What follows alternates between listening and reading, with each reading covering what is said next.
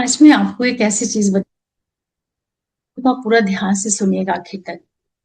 देखिए, अधिकतर लोग बहुत ज्यादा परेशान होते हैं। उनको ये नहीं समझ में आता है कि उनकी लाइफ में जो प्रॉब्लम है वो आ कहाँ से रही है। पूरी कुंडली देख लेंगे, कई लोगों को दिखा भी लेंगे, सब चेक करने के बाद भी समझ में नहीं आता कि उनको कि क्या हो रहा है, कहाँ से सब समस्याएं आ रही हैं। तो उसके लिए मैं आपको दो तरीका बताऊंगी, और उसको आप अपने लाइफ में भी उसको चेक करिए, अपनी कुंडली में भी चेक करिए, अपने करीबियों की कुंडली में भी। इसके लिए मैंने एक आपको बना के रख दिया है। यहाँ पर एक छोटा सा ये चार्ट है जो होता है अपनी कुंडली का। यहाँ पर मैंने मेष लगन की कुंडली बनाई है, और इसमें आप देखिए कि मैंने लगन में मंगल को बिठा दिया है। ठीक है, कि कुंडली कुछ भी हो सकती है। आज जो मैं आपको बताने जा रही हूँ, बहुत ही छोटी सी चीज है लेकिन बहुत ही महत्वपूर्ण चीज है। और ये ट्रांजिट का वीडियो नहीं है, फिर भी आप जरूर देखिएगा, तो आपकी सारी जो प्रॉब्लम्स है वो दूर हो जाएंगी। आगे मैं आपको बताऊं उसके पहले आप सब लोगों का बहुत बहुत धन्यवाद बोलती हूँ। स्वागत करती हूँ अपने चैनल में, डिवाइन एस्ट्रोलॉजी में। नए दर्शक जो जुड़ रहे हैं उन लोगों का भी बहुत स्वागत है। देखिए, ये जो कुंडली का पहला भाव होता है ना, ये लग्न होता है। लग्न में आपकी कोई भी राशि हो सकती है, 1 से लेके 12 तक। तो ये चूंकि आप खुद हैं, तो आप हमेशा ध्यान दिया करो कि जो आपके लगन का मालिक है वो प्लेनेट कौन सा है, और आपके लग्न में कौन सा ग्रह बैठा है, और कौन सा लगन आपको देख रहा है, कौन सा ग्रह देख रहा है। क्योंकि 9 के 9 ग्रह इन्हीं 12 भाव में कहीं ना कहीं प्लेस्ड होंगे। चाहे अलग अलग हों, चाहे एक में कई कई ग्रह बैठे हों। जन्म के समय जैसे भी ट्रांजिट की स्थिति रही होगी, उस हिसाब से आपको बर्थ का चार्ट मिल जाता है। लेकिन आप हमेशा ध्यान रखिएगा कि जो आपका लग्न होता है ना, और इसका जो मालिक होता है, अगर मान लीजिए कि कुंडली के किसी भी भाव में बैठ जाए, विशेष रूप से ये त्रिक भाव में बैठ जाए, छठे में, 8वें में, 12वें में, अकेले बैठेगा तो फिर भी ठीक है। लेकिन अगर ये कहीं किसी पाप प्रभाव में आ गया, जैसे मंगल यहाँ लगन में बैठा है, तो व्यक्ति को पराक्रम, मेहनत करना सिखा रहा है। हर स्थिति में व्यक्ति फाइट करके और अपने आप को बहुत अच्छा कर लेगा, मतलब सारी चीजें वो अचीव अचीव कर लेगा। ठीक है। लेकिन अगर मान लीजिए कि यही मंगल आपका चला गया 12वें भाव में, ठीक है, यहाँ चला गया, और यहाँ जाने के बाद वो प्रवेश किसके साथ कर लिया, मान लो राहु के साथ आ गया। राहु यहाँ बैठ गया और केतु इधर बैठ गया। अब क्या होगा कि मंगल चूंकि आपके लगन का मालिक है, और इसके साथ राहु बैठा, वो भी 12वें भाव में, विदेश भाव में, जो कि एकांत, अकेला, समस्याओं का भाव है। इसका ये संकेत होता है कि अब आपकी लाइफ में कोई भी दशा चले, कोई भी महादशा चले, आपका अच्छा समय आए, बुरा समय आए, आपके जीवन में कोई भी घटनाक्रम हो, लेकिन चूंकि लग्नेश राहु के साथ में आए हैं, और आप इसकी डिग्री भी देख लीजिएगा कि डिग्री अगर बहुत क्लोज पे है तो जो प्रभाव रहेगा उस ग्रह का बहुत ज्यादा हो जाएगा। अगर अधिक डिग्री का डिफरेंस है, 15-16 डिग्री से ज्यादा का है, तब थोड़ा कम प्रभाव होगा, लेकिन प्रभाव अवश्य रहेगा। तो ये तो मैंने मेष के लिए बताया कि ये जो व्यक्ति होगा, ये 12 जो इसके भाव बने हैं, सारे ग्रह इसके और कहाँ कहाँ बैठे हैं, दशा कौन सी चल रही है, उसके अनुसार इसकी लाइफ शेप लेगी। लेकिन ये पर्सन कोई भी होगा, चूंकि वो मेष का स्वामी मंगल है, अपने से पीछे के भाव में गया है और अपनी दूसरी राशि के त्रिकोण पे गया है, इसके बावजूद भी चूंकि ये मंगल राहु के प्रभाव क्षेत्र में आ गया, तो जो ये व्यक्ति होगा, इसमें एक कॉन्फ्लिक्ट, एक जिद, एक संघर्ष का जो जीवन होता है, वो संघर्ष भले ही उसको फाइनली सफलता दे, नेम, फेम, प्रसिद्धि कुछ भी दे, लेकिन राहु उसके साथ होने की वजह से ये जीवन पर्यंत संघर्ष से युक्त ही रहेगा। अचीवमेंट, सक्सेस इसकी कुछ भी हो जाए, क्योंकि ये इसके साथ में बैठा हुआ है। या कोई भी ग्रह यही आके लगन में ही बैठ जाए, अब इस लग्न में अगर मान लो कोई क्रूर ग्रह आ गया, तो वो और ज्यादा व्यक्ति को संघर्ष, मेहनत, पराक्रम, स्ट्रगल, थ्रू आउट लाइफ उसके जीवन में संघर्ष चलता ही रहेगा। लेकिन अगर मान लिया कि यहीं पे कोई शुभ ग्रह बैठ गया, मान लो चंद्रमा बैठ गया, शुक्र बैठ गया, बुध बैठ गया, अब वो शुभ ग्रह है, दशाएं उसकी कुछ भी आए जाए, लेकिन चूंकि लगन में शुभ ग्रह बैठा है, तो कहीं ना कहीं उस ग्रह का जो शुभत्व है वो उसके जीवन में रहेगा। जैसे कि मान लो चंद्रमा ही बैठा, ये तो मेष लगन की मैं बात कर रही हूँ, सुख का मालिक होकर लगन में बैठा, वो सारे रिजल्ट अपनी जगह है, लेकिन चंद्रमा चूंकि लगन में बैठा है, तो ये व्यक्ति अंदर से तो कहीं ना कहीं इसके विचार चलते ही रहेंगे, कभी नहीं रुकेंगे, क्योंकि चंद्रमा अनवरत चलता है ना, बड़ा फास्ट मूविंग प्लेनेट है। वो चल रहा है, अभी आपके लगन में बैठा हुआ है, तो क्या करेगा, हमेशा वो चलायमान रहेगा। हर स्थिति में उसके दिमाग में विचार चलते रहेंगे, थॉट चलते रहेंगे। किस तरह के चलेंगे? चंद्रमा जिन जिन चीजों का कारक है, जिस भाव का मालिक है।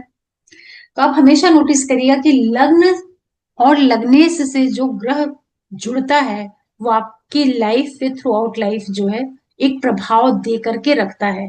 इसीलिए आप लोगों ने कुछ लोगों को देखा होगा कि वो या तो जीवन में कितने भी परेशान हो, तब भी वो बड़े खुश रहते हैं, और बहुत से लोगों को आपने देखा होगा कि जीवन में कितनी भी सफलता हो, वो हमेशा दुखी ही रहते हैं।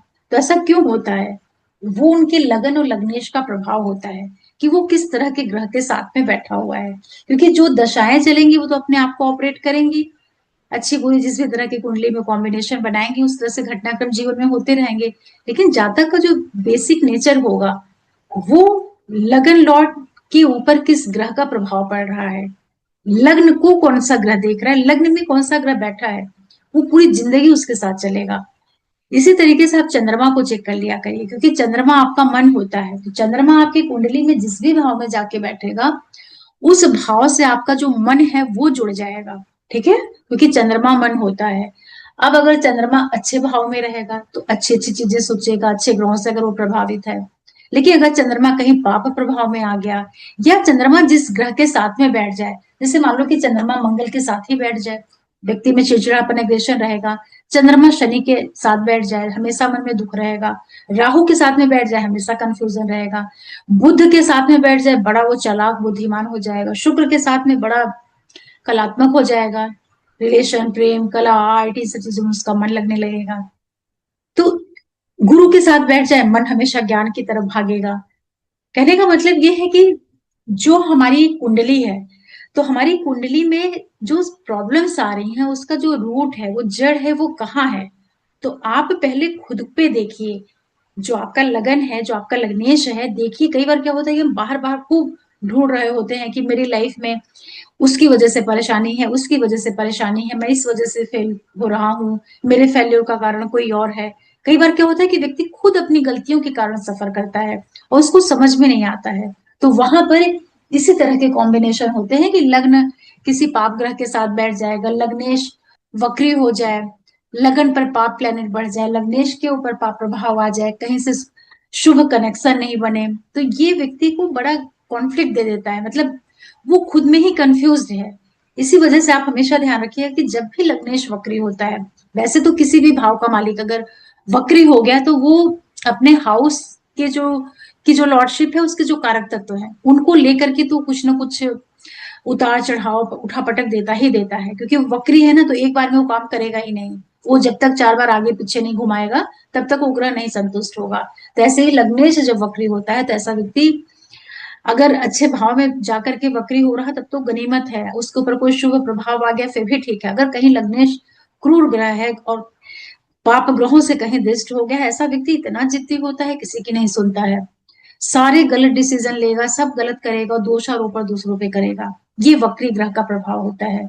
ये ये जब आप कुंडलियां देखते हैं ना, लोगों की जब कुंडली देखते हैं अलग अलग, जब डिफरेंट डिफरेंट चार्ट देखा जाता है, तब वहां से ये रिजल्ट समझ में आता है कि किसी व्यक्ति की लाइफ में बार बार एक ही स्ट्रगल क्यों आ रही है, बार बार वो एक ही टाइप की चीज को क्यों फेस कर रहा है।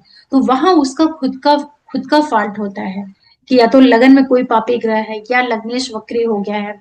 वक्री का मतलब कि अब उसका चेष्टा बल बढ़ गया, अब वो बहुत ज्यादा मजबूत हो गया।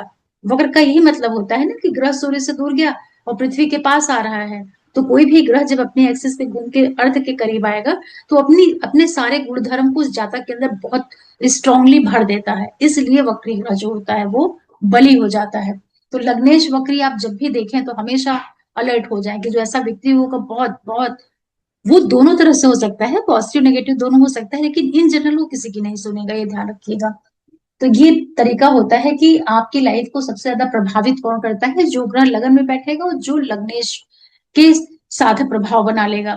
अच्छी बात ये होती है, अगर लगन में मान लो कि पापी ग्रह बैठ गए और लग्नेश कहीं ठीक ठाक जगह बैठ करके शुभ स्थिति में आ गया और कहीं शुभ प्रभाव में आ गया, तो लगन में चूंकि पापी ग्रह रहेंगे तो उसको परेशान करते रहेंगे, लेकिन हर परेशानी के बावजूद भी लग्नेश जो है फाइट करके चीजों को संभाल लेता है। ठीक है। लेकिन अगर लग्नेश भी पिट जाता है, पीड़ित हो जाता है, तब समस्या बढ़ जाती है। इसी तरीके से आप किसी भी भाव से संबंधित जो आपको पीड़ा आ रही है, धन की आ रही है, परिवार की आ रही है, बच्चों की आ रही है, विवाह की आ रही है, एजुकेशन की आ रही है, कर्म की आ रही, इनकम की आ रही है, तो जिस भी हाउस से जुड़ करके आपको लाइफ में तकलीफ मिल रही है, आप उस हाउस को पकड़िए, आप उस हाउस को पकड़िए, उस हाउस का जो लॉर्ड प्लेनेट है उसकी स्थिति को देखिए कि वो किस ग्रह के साथ में है, या कौन सा ग्रह उसको देख रहा है, और उस भाव का जो कारक प्लेनेट है उसकी क्या स्थिति है। वैसे 3-4 फैक्टर को जब आप मिला करके देखेंगे ना, तो आपको अपनी कुंडली में अपनी सारी प्रॉब्लम का जो हल है ना, वो दिखने लगेगा कि अच्छा इस वजह से परेशानी आ रही है। तो आशा करती हूँ कि ये थोड़ा सा अलग है वीडियो, लेकिन आप लोग इसको देखिए, और आप लोग कमेंट भी क्या करिए कि सब्जेक्ट से रिलेटेड जो चीजें होती हैं, क्योंकि ट्रांजिट के वीडियो कितने बनाओ, कितने ट्रांजिट आते हैं, बहुत ज्यादा तो होते नहीं है।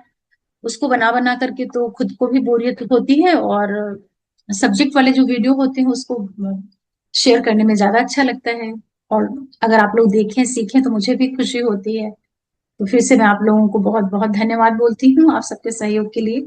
साथ में जो भी नए दर्शक जुड़ रहे हैं, आप लोगों का भी बहुत स्वागत है डिवाइन एस्ट्रोलॉजी में। और एक रिक्वेस्ट भी है कि प्लीज आप चैनल को सब्सक्राइब करिए, लाइक करिए, शेयर करिए, नोटिफिकेशन बिल को प्रेस करके रखिए, जिससे मेरे सारे वीडियोस आप लोगों को मिल जाया करें, क्योंकि मैं इतनी मेहनत आप लोगों के लिए ही करती हूँ। तो ठीक है, आप भी अपना सपोर्ट मुझे दीजिए, और फिर मिलते हैं कोई वीडियो लेकर के। तब तक के लिए ओम नमः शिवाय।